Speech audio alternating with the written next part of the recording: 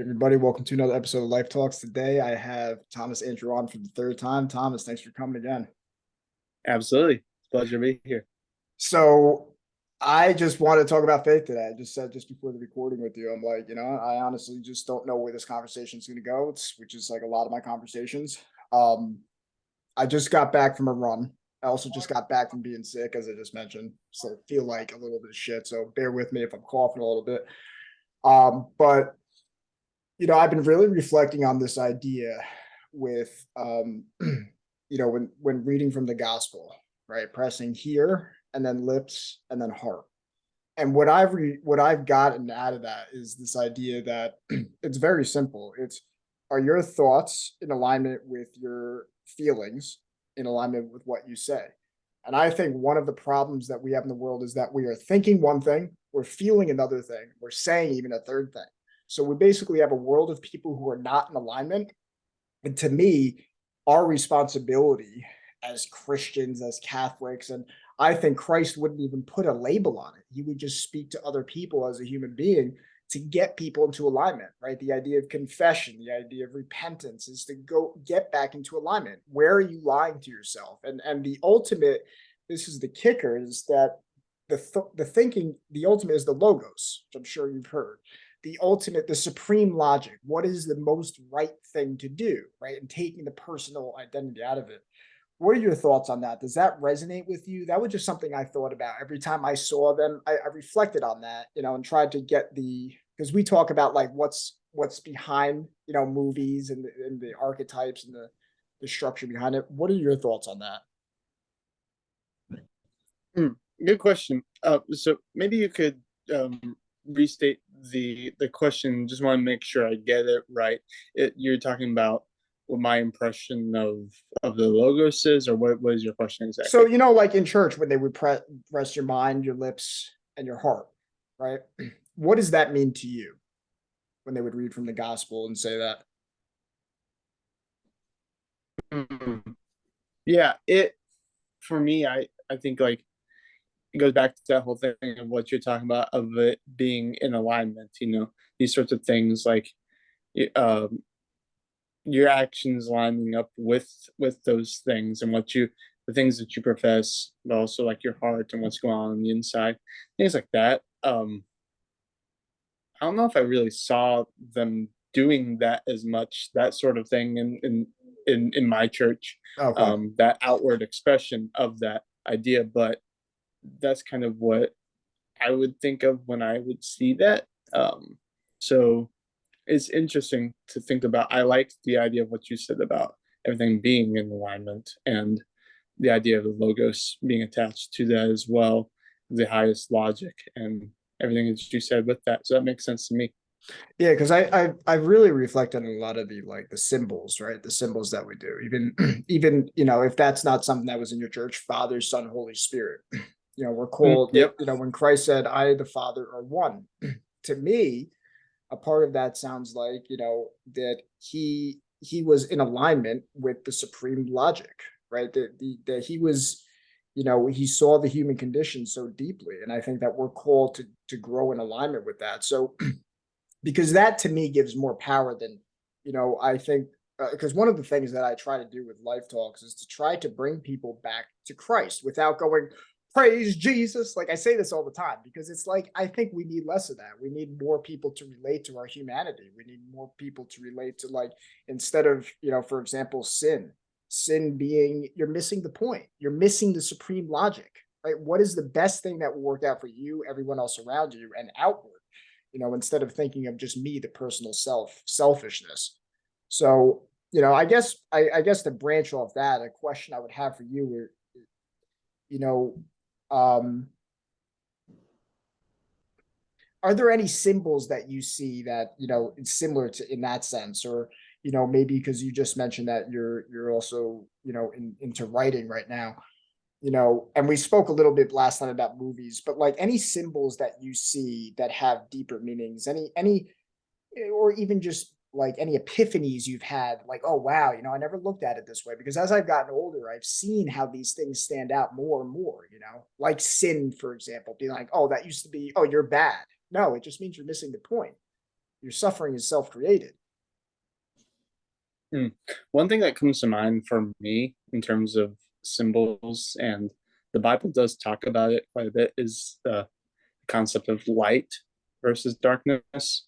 And a lot of times, like we talked about stories in the last podcast we did, you and I together, of stories and how they represent these sorts of things. Um, Light and darkness is this kind of trope now that's been overplayed, and it's a thing of it's a beating a dead horse, just a tired trope that people use and stereotype in terms of, oh, the light is good, the darkness is bad. But like, there's a reason why the writers of the Old and New Testaments use these different symbols, because they're also, pardon if there's a little noise in the background. I'm here at the boys' home, so disclaimer with that. Um, Things get busy and boys get loud, so that's how it goes. But um, I like the concept of light, um, and using that. I'm actually using that in the first section of my book in terms of. And I like how you did bring up like the idea that, like, let's talk about faith. And so I like that because that's essentially what I'm writing on right now. Is in the story, my character, um, he has the name Ignatius Abel, and the thing is, he's in this realm of darkness. Um, I've been naming some of my places based off of um, classical ideas, but also biblical ideas. And so, one place where he's presently dwelling, like in the beginning, is this place called Erebus, which, if you know anything about Greek mythology, Erebus, at least assuming I remember correctly, Erebus is the Greek god of darkness. And so, I'm kind of naming that place based off of that name. So, taking different ideas and um, applying them and sort of bringing them into the story. But why are they set in that? Why why are why is the main character initially found in that state?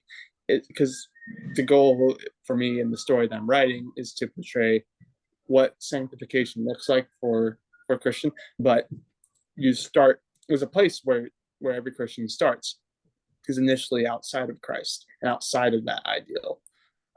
They don't know the logos, they don't know the truth, they don't know the word made flesh. And oftentimes Christ is described as a light, you know. And in this story, the light comes into the darkness, and it's in the darkness that, like, well, once he comes into the light, that, like, he's exposed, the chains are made evident, and it's like his frailty is made evident, and it's these things through this that we learn, like you said, where our errors are at. But because of that light, we can then see this and then find the help that we need. So I haven't quite written this portion yet, but I'll probably go finish it today, as a matter of fact, maybe after this podcast, because that was what I was working on just before I got on, was finishing up this section where the main character, he essentially recognizes that he has no hope of freeing himself from the chains that are binding him, and he essentially just comes to his knees and is solely reliant on the one from whom the light comes to free him. And his chains are then, broken asunder, they fall off, and he's able to be freed. And then that's the beginning of the story. That's from there, all Interesting. sorts of other things Interesting. happen. So that's what I think of in terms of symbol. There's so much power in symbols and symbolism. If you've ever seen Jonathan Pajot, like the guy who's Yeah, on I've seen some Jordan of his stuff. Peterson's Yeah. podcast, it's incredible. This stuff. There's just an infinite number of things you can talk about in terms of symbolism. Like, it's just incredible. So Yeah, two things come to mind after just saying that. I mean, one idea that I've reflected on is that no, well, one of the things that is that nobody comes to the Father except through me. And this idea of this me, I think, through Christ this idea is you when you humble yourself, you'll be exalted. It's another way of that it was said. The idea is that you have to sacrifice pride in order to enter that kingdom of heaven, that light within, right? You have to be able to almost, I mean, to follow Christ is to kind of be humiliated, right? I share in this podcast, I mean, my weakness was lust. I constantly talk about it, not, because it, I had to call out my own pride. I had to humble myself to say, hey, you know what, this is a problem, but I'm not alone. I think I'm special that I have a problem, but everybody has fallen short of that. And I think there's so much power, in owning it. And another symbol too is the idea of the fall of man, right? Covering ourselves up with guilt, and then you have guilt and shame, and then pretending that we're something we're not. The second thing that came to mind, so the first thing is sacrificing pride to get to it takes courage to sacrifice pride. It takes courage because it takes, I don't have all the answers, help, and then the second thing that I thought of was which was actually questioned is if you can go into that word sanctification, what that means to you, and what's the importance of it. Absolutely. Um, to put in simple terminology, sanctification really just means to grow to be more and more like Christ. Um, if you want to talk about in other terms, it's also just about transcending oneself, I guess, in a way, in terms of you're you're growing beyond your original capacity, and you're growing in your capabilities as a man or a woman. It's a thing of like, it's a thing of we all have a certain capacity as we go through life, but we're either stagnating or going backwards or going forwards in that. And for the Christian, what is it we're journeying towards, or what is it we're progressing towards? It's towards that state of becoming more and more like Christ, becoming more like our Savior, in word and deed and thought. And we're trying to align our thoughts with that logos, with that highest logic, and with that we find the freedom we need to transcend that which holds us back in our spirits, in our lives. It's through that truth that we're able to see ourselves for who we really are, and to therefore, we then come to a crossroads. We come to a point where, am I going to continue in what it is that I'm doing, or am I going to make that sacrifice, the same sort of sacrifices that Christ made, in terms of he could have had the pleasures of the world all for himself, but he didn't. He sacrificed that for the will of his Father to pursue that. And so it's it's a thing where in practice it's it's not something that you would just simply desire in of yourself, but you're because innately we desire pleasure, we desire um, temporal things, and Yeah. so it's a thing of in that moment we wouldn't naturally ask for suffering, ask for Mhm. hardship, ask for toil and sacrifice, but it is through following the example of Christ that we can then experience that sort of that freedom that comes with that. Yeah, that's really, it's funny you bring that up because I've been reflecting on that a lot, more and more so over the past couple of years. This idea of, what does Christ say? He says, uh it's deny yourself and follow him, right? This idea is it's so paradoxical. Um, but I think I think because I've really been reflecting, I feel like there's a phase, there's a period of time that at a certain point in this process, and it's in part why I just made another series called Bored Again Man. It's why my name is Bored Again Man on Twitter, is because this process of rebirth is it's painful. It's going into the pain. It's almost, I that's what I hear when I hear that word sanctification. It's like it's cleansing the the dirt within, the sin, the false lies, all the things that we have been taught by the world, which is all about feelings, which are ephemeral, effeminate, right? These words are so connected. And, I think it's in part, I mean, we met at grounding camp, this idea of, you know, to me, there's a hunger for masculinity, right? The problem is a weak man is a sinful man. That's all it is. It's when the default setting is about feeling good, right? And the natural, I think, response is you don't want anybody to feel bad, right? And it's so subtle. You don't want people to hurt. You don't want people to suffer. I think it's almost like it's coming to terms with like a stable energy that you're not judging things out there as bad, right? So if you break your leg, like I give you an example, right? So I was sick for the past week and it was pretty bad. I was out of it. And what's funny is the night before I got sick for a week, I was praying. I was praying. I said, and my biggest prayer is give me the ability to see clearly, the ability to um the ability to endure. That's something I think is it's so much because endurance is like, somebody cuts you off on the street, you don't take it personal. It's the ability to not take things personally. Christ is the epitome of that. Forgive them, they know not what they do. I mean, the amount of removing himself out of that. People are attacking him based on their own projections on how they see the world. He becomes the enemy because he is so pure, and they people don't know how to deal with that. So the enemy is outside.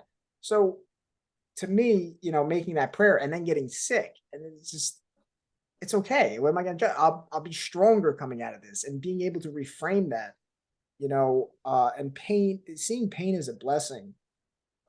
It's so tricky because to the rational mind, that doesn't make sense. Why would you want anybody to suffer? Uh, you know, but it seems to be so subtle. I'm still working on my ability to fully articulate it because to me, I think we're called to help other people see that. People who are still so deeply in the world. They're so, we're supposed to take this piece of light and go help other people so that they can see it. So I find myself having difficulty trying to articulate, well, why would people want to give up the world? Doesn't make sense, right? So because I've reflected on the idea like you have to give the devil its due. You in part you have to say, well, this is what you get out of it. You give it's like the prodigal son. He's the freedom to go his own way, right? He knows what the world's going to offer. So, but if the father said, "No, you can't go. You're not getting your inheritance," he understands. He understands that there's that pull to go into the world and escape, but he allows him to do that. Now allows him to make his own mistake, but then he comes back. So yeah. So maybe if you can go a little bit more into that because it's a common message I keep putting out on my channel. The ability to endure, discipline, etc. Mm, yeah, absolutely. It's um it's very important, and it's the thing. One thing you brought up in terms of strength and weakness and the ability to endure. Um, some of the most strongest people I know, some of the strongest people I know, are people who you wouldn't necessarily consider to be physically imposing or physically someone who can lift a lot, but it's a thing of like strength of character, strength of um, ability to, in terms of how, how they're able to adversity. Um, it's a thing of I've come to admire a lot of people I work with here because it takes a lot of that in order to to do a job like I do, and I'm not trying to my own horn. In fact, it's a thing where um, I have I have so much admiration for people I work with here because they've done it for years and have been here for years. I don't know how long they'll be here, in terms of this job, When you but it's say a they thing do, of wait, what exactly? well, just in terms of like the little things here of, being with the boys, and is I say little things, but it's actually really huge. Just the day to day dealing with,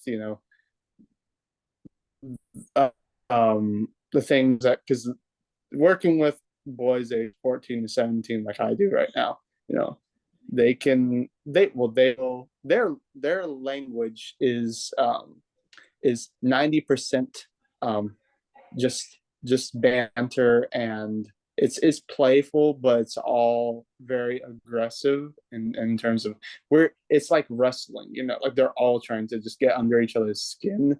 And it's a thing of like it's not normal and natural for young men to be like that. It's a thing of it's good that um they're going at like that, but when kids are trying to constantly get under your skin and trying to poke and prod and see what it is they can get away with, stuff like that, it can get exhausting. And there have been Sure. days where it's been exhausting for me, but it's a thing of we're doing this because of we believe in the mission here of helping other people come to know, helping these kids come to know what biblical manhood looks like, and to grow in their capacity to control themselves, and to grow in their capacity to endure when um to endure when you're being, like, for instance, like, because there's been all sorts of instances where, oh, one boy will annoy like another boy or something, but like how do you handle that,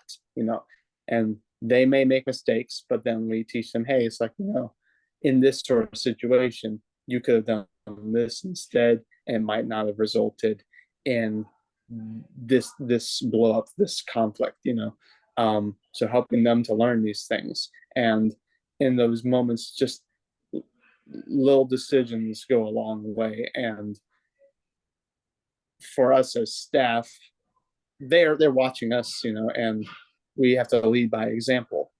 If the boys can see that one particular student is really trying to go out their way to get on our nerves, they go watch us for our response. And if we can show that we can not get not let that get to us, then they see that, and they would then desire to emulate that, or at least to be a thing where we're not um, we're not portraying character traits of which we don't want the boys to emulate. We want them to see endurance in us, and therefore for them to emulate it. Yeah. Then the ultimate form is actually seeing it instead of like pretending to do it. Because anybody pretend like nothing bothers them and all that, but it's in those moments that really test us, the ability to react versus respond. Right. Yep.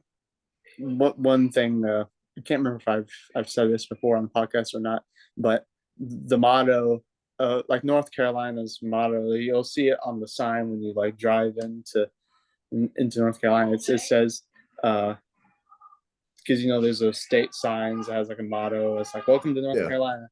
For North Carolina, it's to be rather than to seem. You know, To be it's a, rather than to seem. yep. Wow. Yeah. Yeah. And I think I've been reflecting on that idea to be.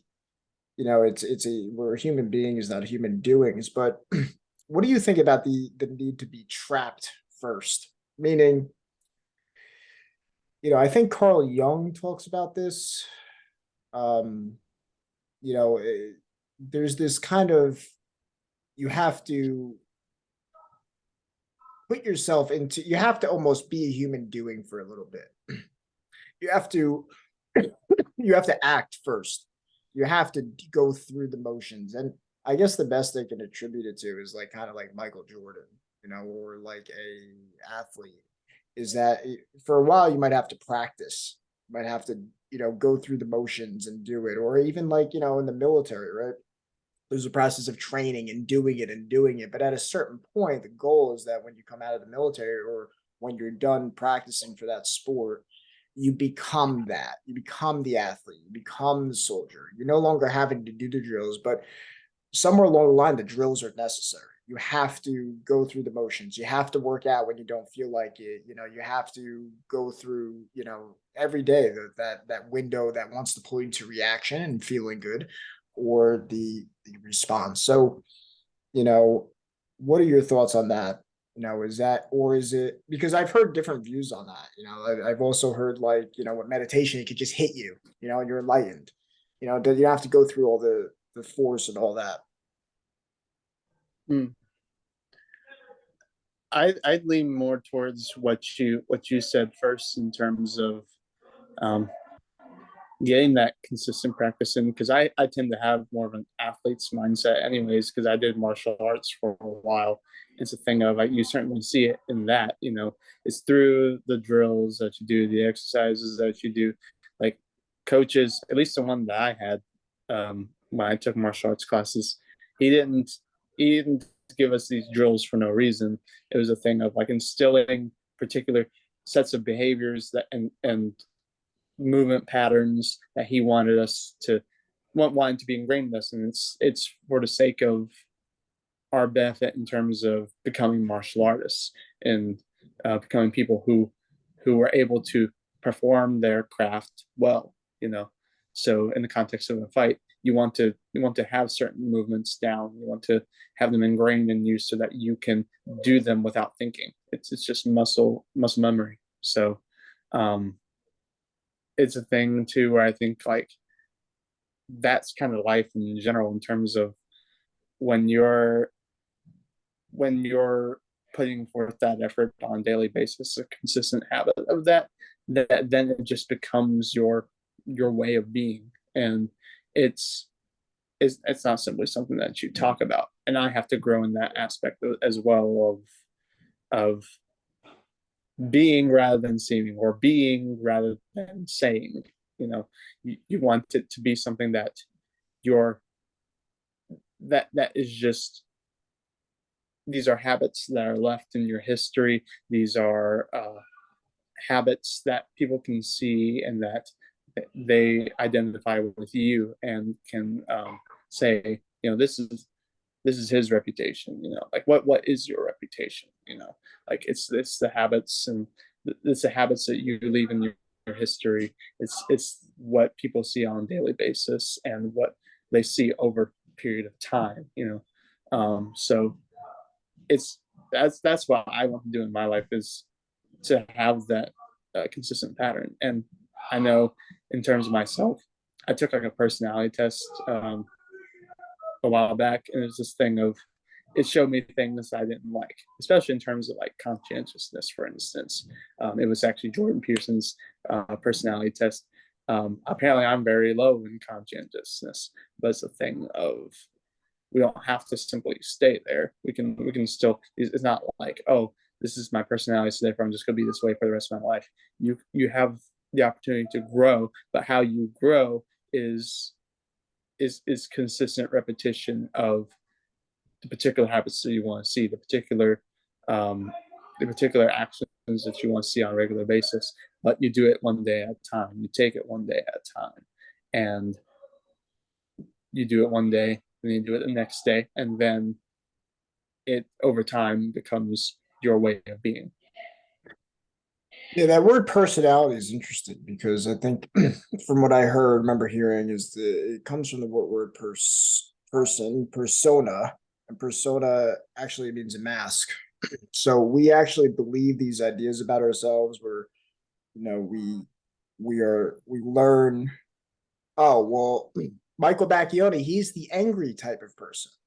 So, oh, he's the angry guy. Oh, and this person's the happy person. This person's type A. We learn so deeply, I think, as children.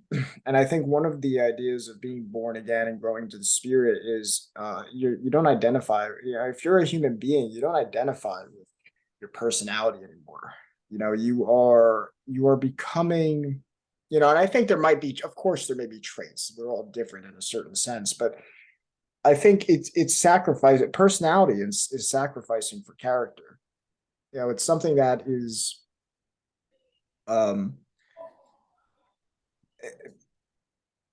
character is just, it's it's doing what you're going to say, saying what you're going to do. These are eternal values. You talked about it in the other podcast, right? It's the archetypes of a person, right? I can be, anger, all of these things, like the personalities.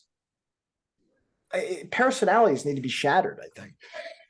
I think because what is person? It's a mask. What does that mean? What does it mean? You're a certain type of way. I mean, I think personality tests and all that. I think they can show you a lot about yourself, but I think deep down, we're all the same. We maybe express different. We might have different tastes. We might act different ways, but deep down, we're the same. The same thing Michael Bacchioni is the same thing Thomas Andrew needs. Those core things that we need are the same. So, you know, um, and I think when you get to that place, then you can meet people who actually believe their self identity. And I think that's to me the problem. There's so many sheep, right? There's so many people who are so blinded by their own narrow view of them. Well, I'm this type of personality. Talk to these type. I mean, Christ sat with everybody. Christ was character based. What would be the highest version? He wouldn't be limited to, oh, I only speak to these type of people or those type of people. I'm this kind of way. Oh, I'm this kind of way. It's like, no, he sat with saints and sinners. He sat with rich and poor. So, um, that's my 2 cents on the personality. Mhm. And that's too like that's a good point what you said there, because that's like that's something that we find um in religion or in a relationship with God, because I don't like framing things just simply in terms of religion. I tend to relate it all in terms of a relationship with God. But the thing about religion is, and this is emphasized especially in Catholic circles as well, is there is a tradition that's been handed down to us. We and we try to walk in light of that, which I think is very a valuable thing to remember, an important thing to remember. But the thing that is at the heart of um, Christianity of Christianity is the fact that we all need God. We are all made in the image of God, and there is there is something that within us that calls out to us for meaning, for the transcendent, for that which transcends us, and we want to be in union with that and walk in unity as a people with that. And it's interesting how religion and how Christianity can bring people together despite their differences, and they can walk in unity because ultimately we all recognize that we are made in God's image, and that we all have that responsibility to grow to become more and more like Christ. So we're pushing each other towards a common goal, and there's that unity, there's that significance of meaning, and it brings people together, which I think is something that's just really powerful. Yeah. Yeah, I completely agree. Shifting gears a little bit, congratulations on your engagement. Um, Thank you. maybe we could share a little bit on that. What is your view as far as what? Well, first, how long have you guys been together? So we've been talking since July 10th, and we officially started dating, I believe it was September 27th. Okay. Um, now, what would you give advice to other people as far as the role that faith plays in a relationship? Hmm, that's huge. I feel like for me, it's precisely what has guided me in terms of knowing what I want in a future spouse. It's a thing of does she also, because the thing like, why do I prioritize that in like relationships? It's a thing of um if those particular values aren't in alignment, that everything else will follow suit. At least that's what I was taught in my home. Like my parents taught me that, like, the importance of finding someone who also values their relationship with God, values being a part of a community of believers, because it's a thing where this person is going to be Lord willing, the mother of your future children, and you want your children to also walk in accordance with that which is transcendent, that which is above you, and what you want them to find that significant meaning, and to find that rather That than which is walk eternally true, right? What is exactly. eternally true? Meaning, I mean, we live in such a culture now. It's what feels good. I don't want to do what's going to be good long term. I just want to feel good now, and I think building that foundation of relationship on Christ or God, what that really means is what is true. What is true? I just did a podcast with one of the guys, and you're connected with Elliot Hall, so I'm connected with Zach Small. But we were talking about happy wife, happy life. To me, is one of the biggest pieces of bullshit that I've ever heard. Right? It's how can I make her happy instead of, well, how can I do what is right? Right? And this idea that making sure a woman's happy over doing what is right, a woman might like that short term, but long term, she'll end up resenting you.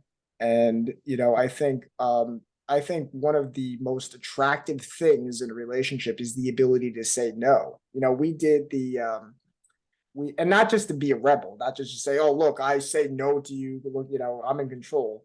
It's no, you actually say no when you believe no, right? Not that, oh, I'm gonna compromise my no because I don't want you to not like me anymore. And that's to me a road to death, because then you're able to be emotionally manipulated.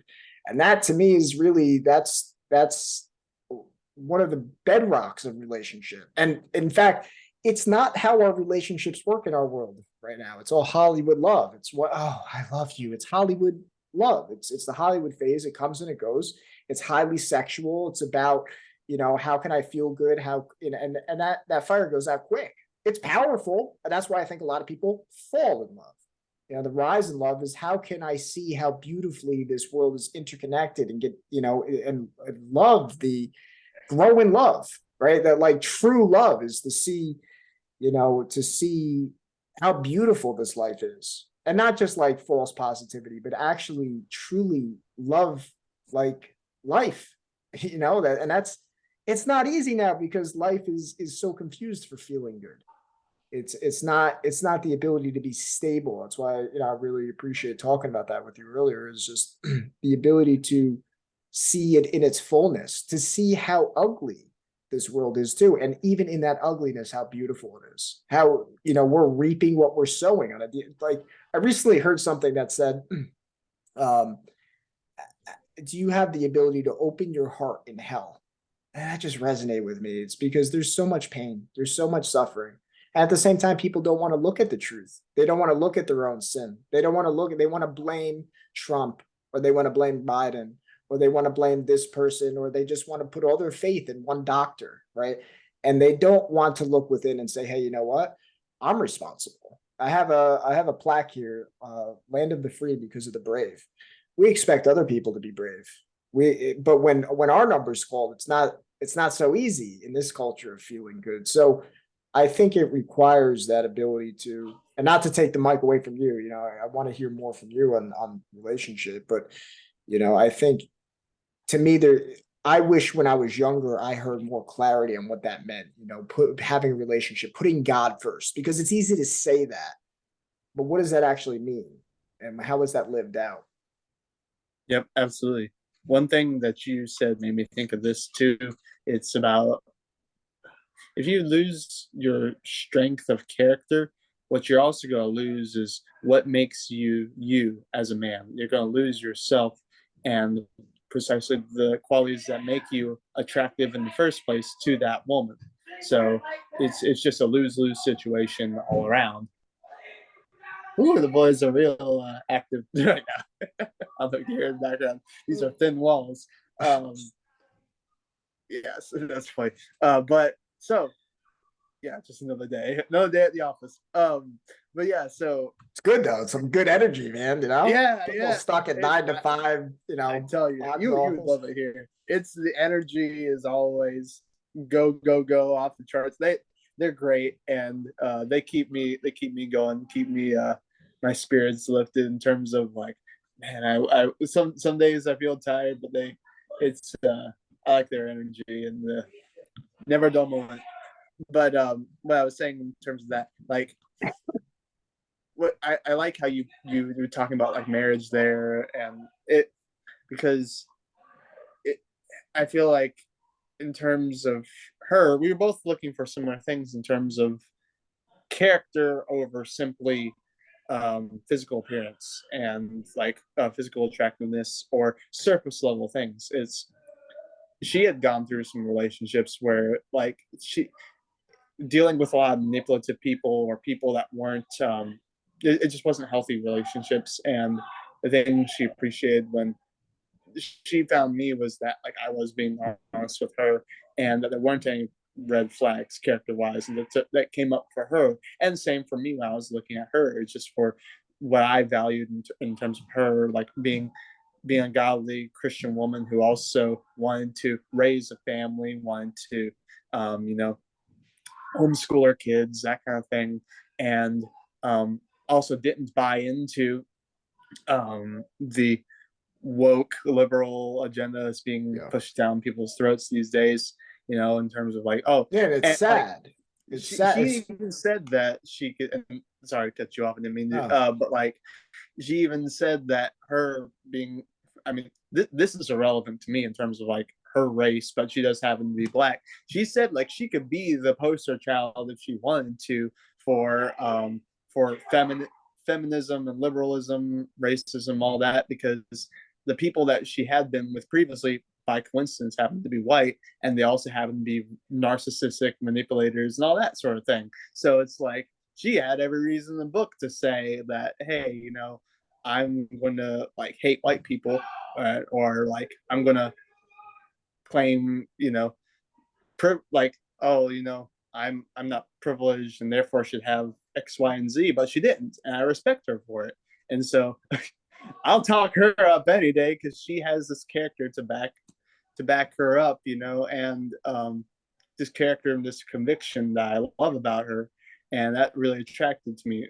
That was attractive to me. Just the fact that she wasn't willing to compromise her convictions and buy into woke agenda, even though people were pressuring her to. And I think that was commendable. So Yeah. Yeah. What stood out to me is the whole woke thing. The woke thing is sad. And this is why I really tried to angle this podcast with, I think there's three levels of consciousness within us. I've likened it to there's three animals within us, right? And the one is the sheep.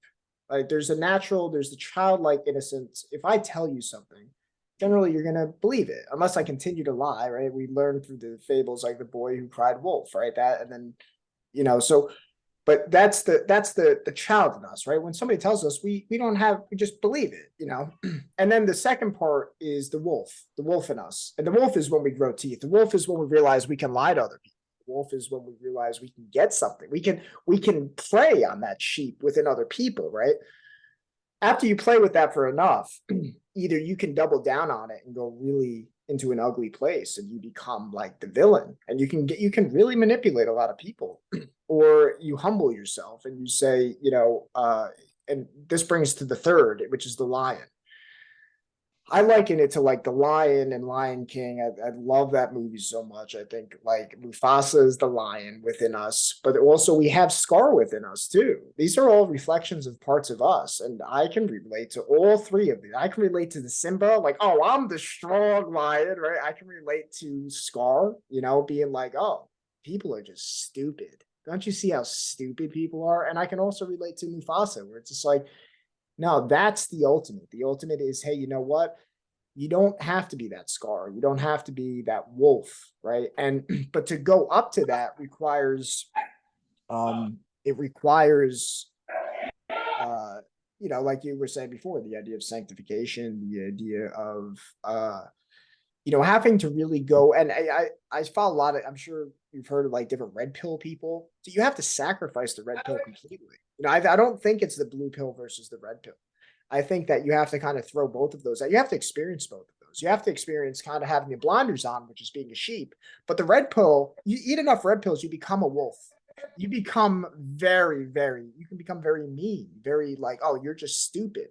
To go to the lion is to see, hey, you know what? I expect the best out of you. There's a movie that comes to mind. It's called Last Castle. Highly recommend. It's a hidden gem.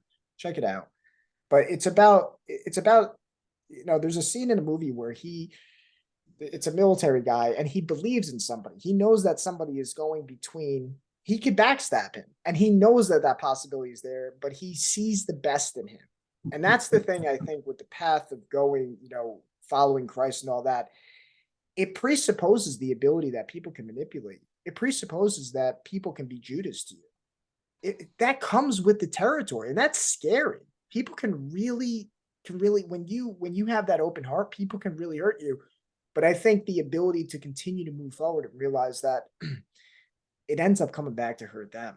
Maybe not now, maybe not tomorrow, maybe not a year. And I think that's the thing that in part has given me salvation. Because when I realized I can manipulate other people, I realized how easily I could be manipulated. So there's, I think, a part of, and I think Jordan Peterson has talked about this, and yeah, I bring him up a lot, but I also think people shouldn't just trust in the person, Jordan Peterson, trust in a person, trust in God. He's going to speak truths, but he's not infallible. I'm not infallible. You're not infallible.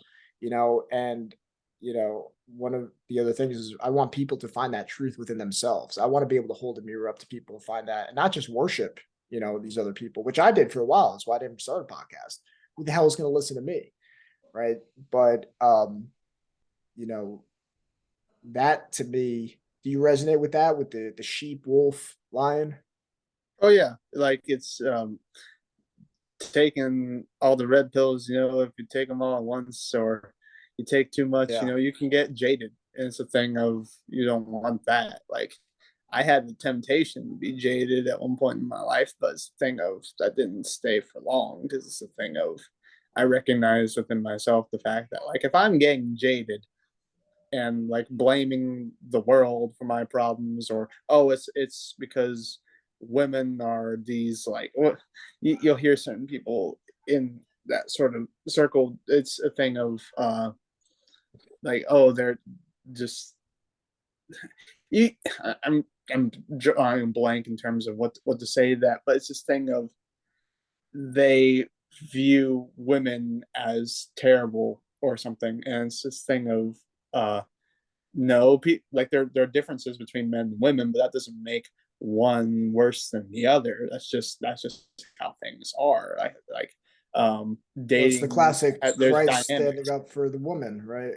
Mm-hmm. Who went to stone her, right? But I also think that men have to take responsibility. I think that I think women are the moon to men to the man's sun. That women are a reflection of men. Men, I think, are called to be leaders in the household. The world may not like that. They may not like to hear that, but what that also comes with is responsibility to be a strong man. And I think that a lot of scars, wolves out there have hurt other women, and that ends up hurting all of us, this human family that we live. For Yep. lack of like not sounding like, yeah, I don't want to sound like this hippie, like we all just need to love each other. But like every time you hurt somebody in a relationship or you sacrifice discipline for feeling good, that creates a worldview for everybody else that they're connected with. And Mm-hmm. it may seem like a drop in a bucket, but we're one big team.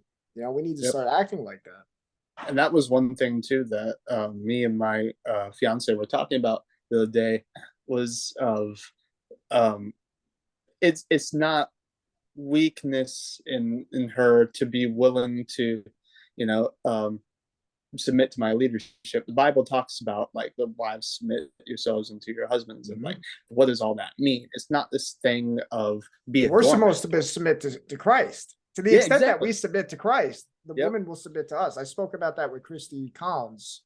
It's, but, and that word submissive, right? It's not enough. People don't like that word, right? But submitting to Oh yeah. Christ is really submitting to higher principles. It's not, it's having integrity. I like to use that word because it triggers a lot of guys, Yep. right? And it's this thing too where like that doesn't equate to weakness or being a Correct. doormat in women. It's this Correct. thing of it's a strength, and it's also it's a strength because that then if you're falling, it's almost also like I feel like it's related to what the Apostle Paul said to churches, like follow me as I follow Christ, that sort of Mm. thing. If the wife is following her husband in that sort of way, that facilitates everything else, because the husband is supposed to follow the direction of Christ, and if he's following and leading that way, Christ is the one who is his direction is best. He knows what's best, because we in of ourselves do not. Like men go astray if they're not following Christ. The thing is, if you're following Christ, then that then is a thing where we're heading in a direction. We want to take our family in a particular direction, and in order to do that, the wife has to follow the husband, and then can lead the children along with us, so that then we can all go in a direction that's beneficial for the family and then for future generations. Because this isn't simply a matter of our actions just simply affecting us in this time. It's going to affect for generations and generations, which is this whole thing of the idea of responsibility. And Jordan Peterson talks about this. It's like responsibility is something that like is actually scary for a lot of people, really, if they really think about it, Yeah. because your actions carry so Actually much weight matters in what you terms of, mean. It actually matters what you do to everyone around you. exactly. Yep. It's so much Because easier to that has just say, ripple no. effects for years upon years. For we don't know the full extent of what it is that we do, but it's as if we if you're thinking about it, we generally have to like carry the weight of the world on our shoulders, like philosophically speaking. It's just this thing of, it's that mindset of our our um our actions carry weight. And Jordan Peterson talks about that whole thing of, that's technically the approach, the mindset you're supposed to have, but you don't want to let that cripple you either, because if Yes, you're just in correct. You analysis have, paralysis, you yes. won't make any choices. But that is a choice within of itself, so you have to take action. Yeah, I've been, sorry, I've someone been, was. I've been reflecting on the idea of expectations, the paradox of expectations. Okay, so in other words, to tie it into what you were just saying, is that everyone, you should set up your expectations. You should set up expectations like, what would Christ expect? Like what would Jesus do? These kinds of things, right? You have expectations for other people, but at the same time having no expectations. So in other words, when take a friendly relationship, right? You expect that they're going to treat you a certain way, right? If you're going to engage in a relationship, I expect that you're going to treat me a certain way. I expect that, you maybe, return my messages. There's certain variables, but at the same time, I also don't expect anything. So it's living in this, like, this is the idea of the forgiveness, not taking anything personally. I don't know what's going on in life. I don't know what demons you're fighting. I don't know, if somebody doesn't text me back right away, I don't take it personally, but I take responsibility for myself. I have my own expectations, and I voice that. And having both of those, I think, is, to tie it back to what you were saying, it's the node in the network. That was another big thing that was profound for me. Like, I'm one little node. I don't know how one video can just help somebody like see the world a little bit better, and that will completely change, their course of their life. And that to me that's the best thing that we can do. And imagine if everyone did that. But at the same time, very quickly did not fall into the ego trap, or, oh, I'm going to save the world. I am that node in network. I have to save everybody, because I I can't have expectations like Christ himself, where he was saying, you know, the idea of leading a horse to water, but you can't make him drink. You're not going to be able to save everybody. Don't cast pearls among the swine, right? Which is one of his things, right? So, because very quickly is it about feeling good? Do I want to feel good? Look, I'm the savior of somebody. Oh, look at me. Or is it, do you see a window of opportunity that you can help, sanctify, right? Have that sanctification take place in somebody. Hey, here's a piece of light, maybe, and then, but at the same time, not having the expectations, because you try to help somebody, they don't want to be helped. You have to be able to let go. So it's like kind of having order and also allowing people to level up on their own, in their own time and in their own way. Absolutely, yeah. Is that's the whole thing. It's one thing that was really enlightening for me in my experience here was the first month or so. I was kind of struggling to make connections with the boys. But the thing was, I had to come to terms with the fact that I wasn't trying as hard as I could have been. It wasn't a thing of not wanting to. Like I wanted to connect, but I didn't realize I was sabotaging myself in the way by not opening myself up, because it's a thing where it the like you tend to realize after a while, like it's a thing of how the boys communicate with each other. For instance, it's like one person says one thing, and it's just immediately they respond with "shut up" or like something derogatory. It and I'm not particularly used to that where I come from, but they are, just because of this, like the households they grew up in or what have you.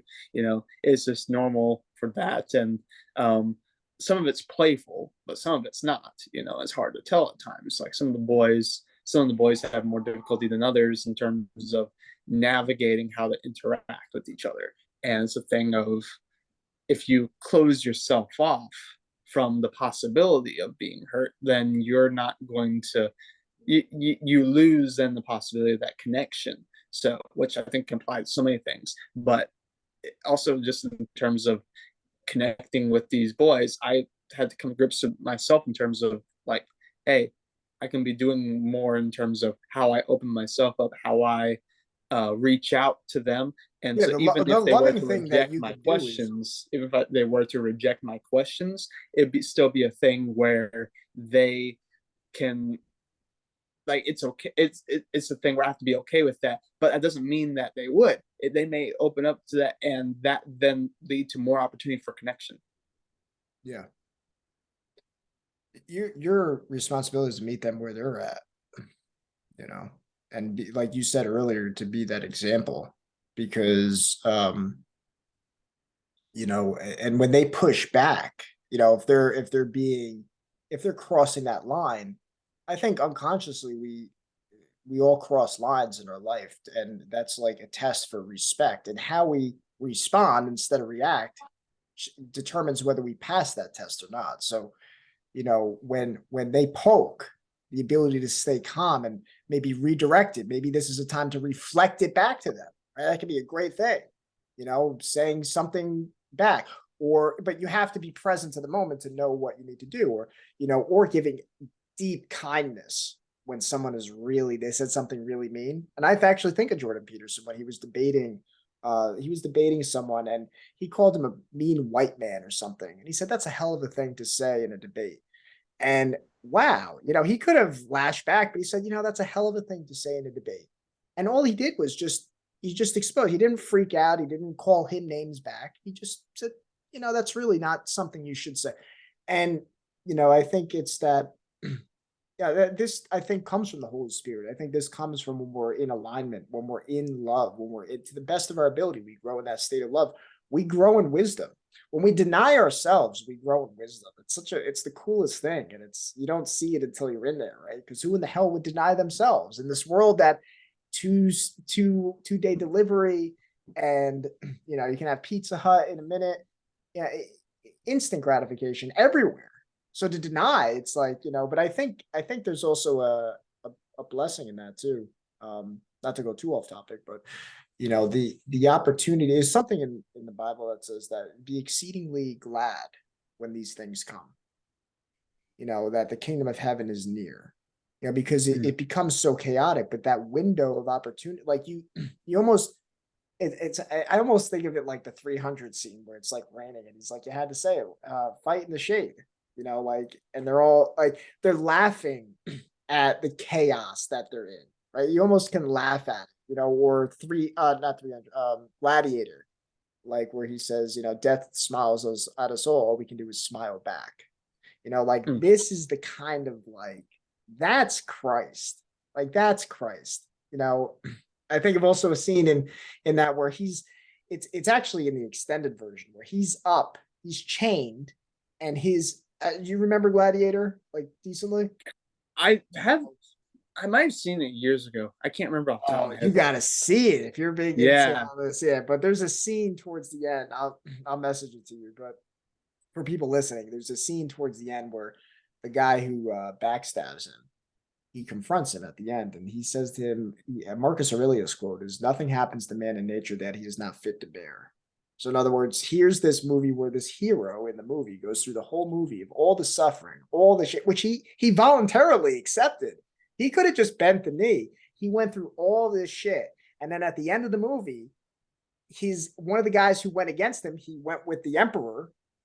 He says, I'm sorry, I'm a soldier. I obeyed. And he said that line. And it was just so good. It's so good. And that just ties into, all those moments that bring it back to what you were just saying, all those moments where, maybe somebody's mean, maybe the kids are like mean, right? They're just like, they're nasty and they need to kind of be put in their place. The ability to not take it personally is really the power, right? You think, and I think there's different tools to do that too. You think back to when you were younger, all the stupid shit that, we do as younger kids, and we're hungry, and especially now you'll stand out so much more when you don't take things personally, because everybody takes everything personally. Everybody's a victim now. So to not take it personally long term, like, I think that is one of the biggest tools of character and leadership. One question I had for you, because I know you had, I think you tagged me in one of these posts on Facebook. What did you think about the movie Courageous when you saw it? Oh, I thought it was well done. I thought, yeah, you would recommended that movie. Please recommend me movies, man. I'm trying to find, like, trying to build an arsenal to share with other people. But I liked, One movie that does come to mind for me that you should check out, and I already recommended it to my, which was, I don't even know if we were quite dating at the time, but it was like, the girl who's now my fiance. I recommended it to her. It's called A Silent Voice. That's a whole. It's a different. uh, It's on a different topic in and of itself, but it's very wholesome and talks a lot about like different stuff in terms of.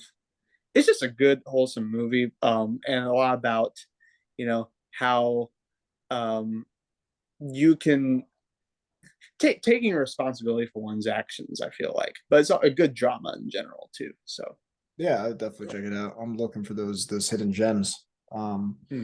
But Courageous really stood out to me. I mean, the scene where, he said there's gonna be 17 boxes, I'm gonna have to you have to write 16, right? Or something like that. And um that really resonated with me because, one of the ideas that I try to promote a lot is doing the right thing when nobody's looking. Because that's really what tests character. And, now it's like, hey, look at me, I'm doing all this good stuff. Great. But what about when nobody's looking? How many times can you not fall into gossip when somebody's gossiping and say, hey, you know what? I don't want to gossip. How many times can you do that thing, and I try to do that, try to go out of my way to do as I've gotten older, right?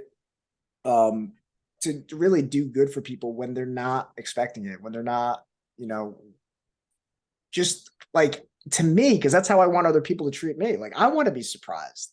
I want someone to do something good for me when I least expect it. I want to get compliments when I least expect it, not because, like, uh people are just doing it to be kiss ass or whatever. So I like that scene, that um and also the um how they basically made a commitment to be strong fathers, and strong men, and to me that really resonated. I think it was very corny too. It was very, I tried to, the acting was pretty bad, but that is one thing about the movies. It's acting's not super great, but but like the thing, I still loved it despite that. yeah, the Like message the isn't lost movies. on me because of that. There's a couple of times I was looking at my fiance and I was just like, this is bad. But it didn't take away from the message. And when they made that commitment, I thought that was really cool. I'm in FOE, fraternity of excellence, and that's the idea is, you're being around this idea of being around like-minded men that really say, hey, they hold you accountable, right? Because now it's like it's all about kiss ass, and or I'm right and you're wrong, right? Versus, there's something about, and when we had met, when I had met you through Elliot Holes, we had done the idea of fellowship. That's so cool. That's just it's a bunch of brothers sitting in a circle saying, hey, you know what? This is some of my shit, man. Here it is. To me, it's like AA for life. That's what it seemed like, right? People, it's almost like in our culture now, you have to be an alcoholic or you have to be a drug addict, and then you go to this group, and you're going to be fixing this problem. But I think everybody needs an AA. Everybody, I think that's what church used to be. It used to be basically a place where we're communing, we're communicating with each other. We're saying, hey, I screwed up here in my life. Hey, get feedback. But now we all pretend that we're all like perfect. And then it's like, we have I have the car, I have the house, and I post the vacation pictures. Are you really happy? Who's got the guts to share, what their deep dark shit is, right? Who has that? And it takes guts to do that. It takes guts to say, I think of like David Goggins, like, how hard it is to say to somebody you lied, or not even, let's say you're not lied, like a white lie. You take the movie Liar Liar. Think about how many times he's just saying the truth, and how many, and the whole things that happened to him in the course of that movie, but he had the courage to, well, he didn't, it was a wish, but, he spoke that truth. And, by the end of it, the truth ended up working out for him. That's the lesson I got from that. When you have the courage to start facing the truth, people may not like it. You might, but that goes into the thinking, saying and feeling. When you go into work, are you saying to your boss what you're thinking? And I think when you're in that alignment, you'll say it the right way. You can still say the truth in a way that resonates from the heart. You're not just saying the truth, like you're not just being this blunt asshole, right? But you're in that connect. You have that heart mind. You don't want to hurt people's feelings, right? But you're also not gonna compromise that for the truth. So that's what I really liked about that movie. That they basically said, hey, we're going to keep each other accountable here. We're going to be the best that we can be. We don't expect, and they write that down. I think that's something that's a great idea for people who are building men's groups now, to kind of have like a declaration of independence on your, Did you see, have you ever seen Order of Man, Ryan Mickler? It's ringing a bell. I have to watch it again. He's got like one of the more seen it. popular men's podcasts in terms of self-development and Oh, it's a this whole thing. podcast, not a movie. Well, it's a podcast. It's not a Okay. movie. I think he's like a former army veteran. He's an army veteran, and like he might be Catholic. I'm not sure, but he had this whole thing of like he's written several books and got podcasts, got a good internet following, and he's talked about these sort of things of men and how they should write their own mission statement of like their goals for themselves and their family. This is the direction we want to take things in. Taking that sort of leadership. That like your mission statement and stuff. So I think that's pretty cool, and he has a lot of stuff on that. I could send that to you, but yeah, there's so much that you touched on there. Just it's really cool. Just with even despite the corniness of some of these movies, I still love the little message behind it. Which It's better than the woke shit. the movies that like I'll take corniness any day with a good message over like whatever Hollywood Yeah, defines it as nourishes your acting, soul. soulless message. Like Yeah. there's no soul to it. There's one movie that comes to mind. There's like two actually. One movie is called Freedom Riders. If you want to watch one that has good production value with good acting, like the acting is superb in it. Freedom Riders. I actually ended up showing it to the boys, and they loved it because they resonated with it because it dealt with inner city gang life and gang violence, but it tells the true story of this one teacher who came to this inner city school where there was all sorts of stuff like that going on, with like gang violence, drugs, all this sort of stuff, and the students it allowed the other teachers would write them off and like, oh, they're not going anywhere in life. It's like you just do the bare minimum, do what you have to do to get by. But she didn't do that. She put forth all this other effort that the other teachers weren't doing all these extra things, and the students saw it and appreciated her genuine interest and her care for them, and so it's a thing where that motivated them to do better for themselves, and they ended up graduating like top of their class, like it was or top like one of the highest performing classes like in the school, and so it was just really awesome, and that's actually based on a true story. So the boys actually really loved that, even though like it was a thing where I I was hoping that I'm hoping they got all like the good messages from it, and really because they I think they initially enjoyed it for the fact that like, oh, these kids in the movie are acting like how we act, and so it's a thing where they're kind of focusing more so on that. But I'm hoping they took a good message from it, and it has like a message of don't be like don't be um allowing yourself to just hit this such a low bar. Like have higher standards for yourself. That's what the movie was at its heart was talking about, which I think is really cool. So there's that movie. A Silent Voice is another great one. Mostly for like just talking about a boy who initially in that movie, I love it because it kind of gets into the mindset of people um, who may have low self-esteem and like beat themselves up over their own mistakes.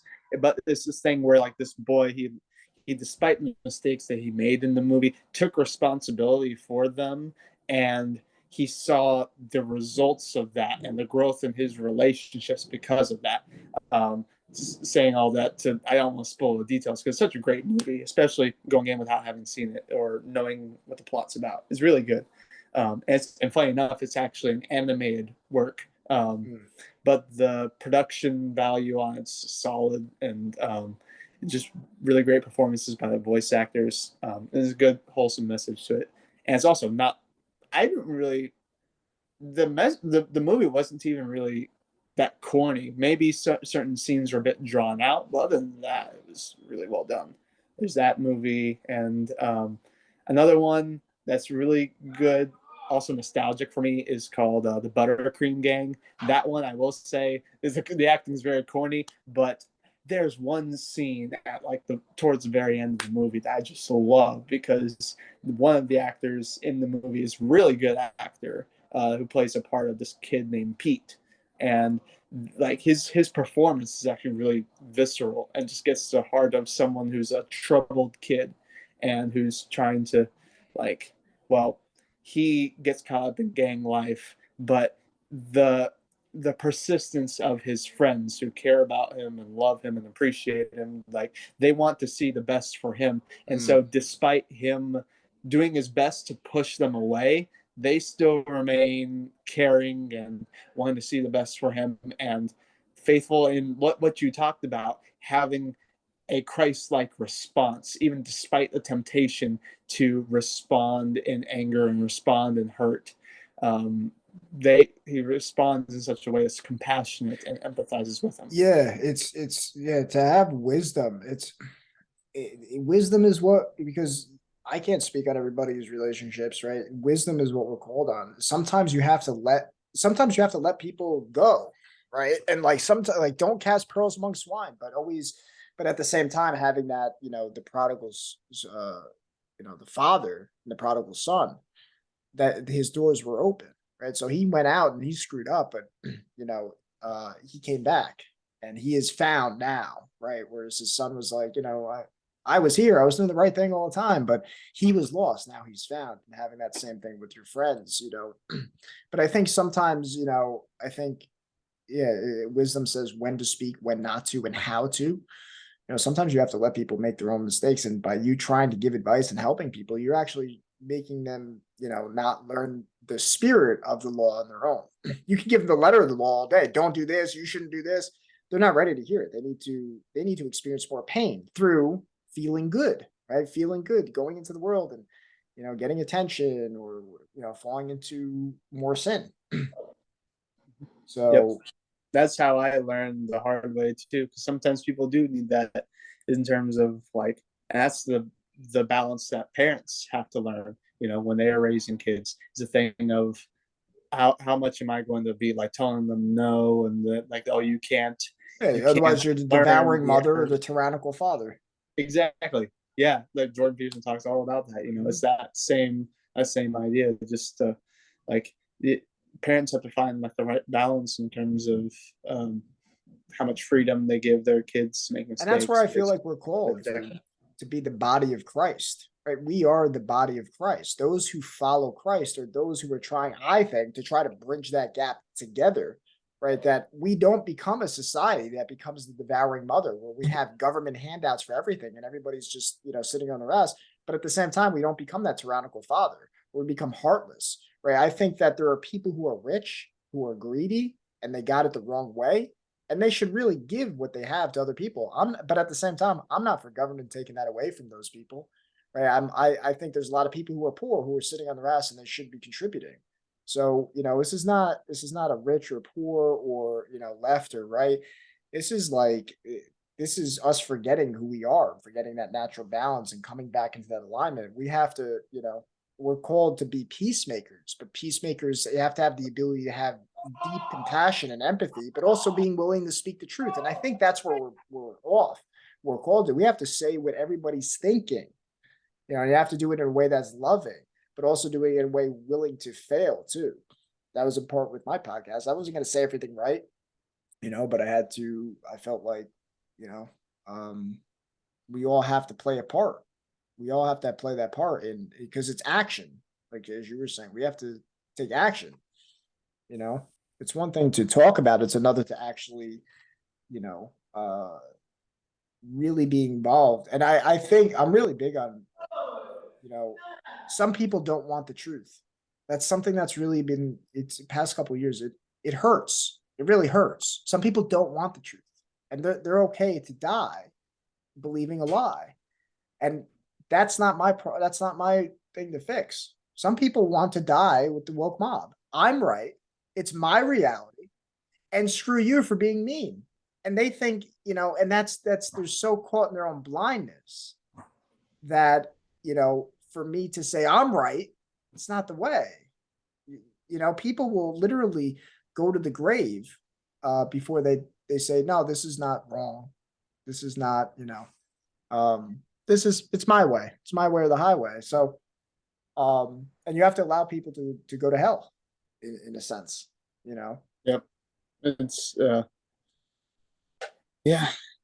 You do what you can, but sometimes like we as human beings can only do so. We as humans can only do so much, and so it's the thing that to recognize that there's like a balance in terms of the whole thing of don't cast your pearls before swine and all that. It's the wisdom. Um, That's the thing. I think finding that wisdom. peace within, then where those opportunities are when they're not. Because the worst thing you can do is walk away from somebody who you really could have helped. And then the opposite as well. So, Yeah. I think going within silence, prayer, um, working out, that's the way I get into flow state. And I get into inspiration mode to help other people, or I grow in wisdom. I don't know about you, but I have a really good workout. Like I tap into that flow state, and I'll send a Yeah. text to somebody or whatever.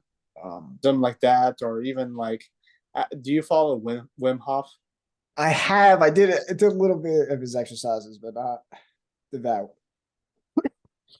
It's so interesting too with like grounding camp, just how it really changes your mindset, which is just so cool in terms of the exercises we did. I felt it was such a weird thing too. Like my voice, for instance, like my voice was the deepest it had ever been after a day of like grounding camp. It was the weirdest thing because I felt so grounded, and your voice just naturally can your body's physiology reflects, you know.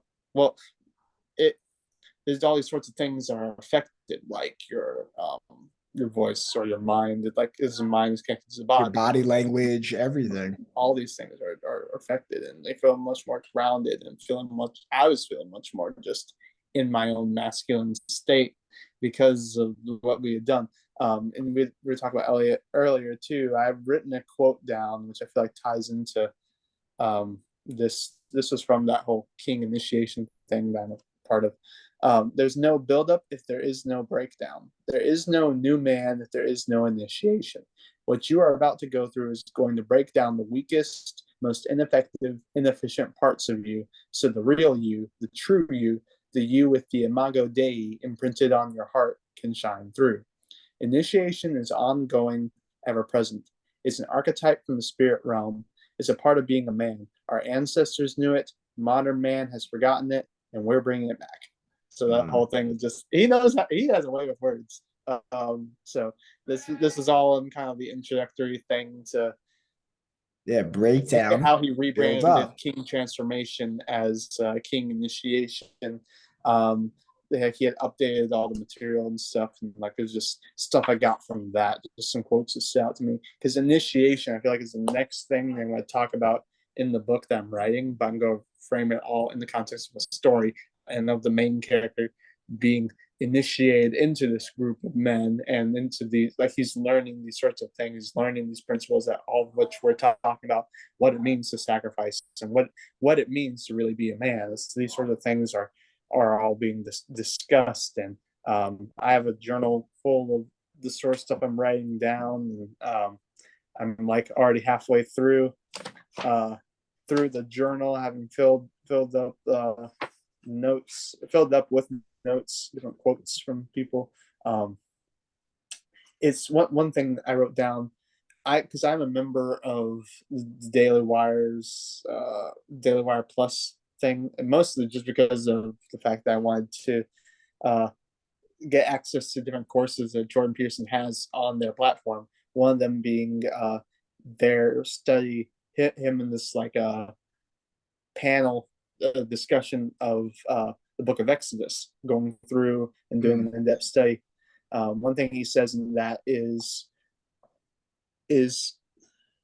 pain, suffering, and cruelty. Is there anything more real than those three things? And the answer would be yes.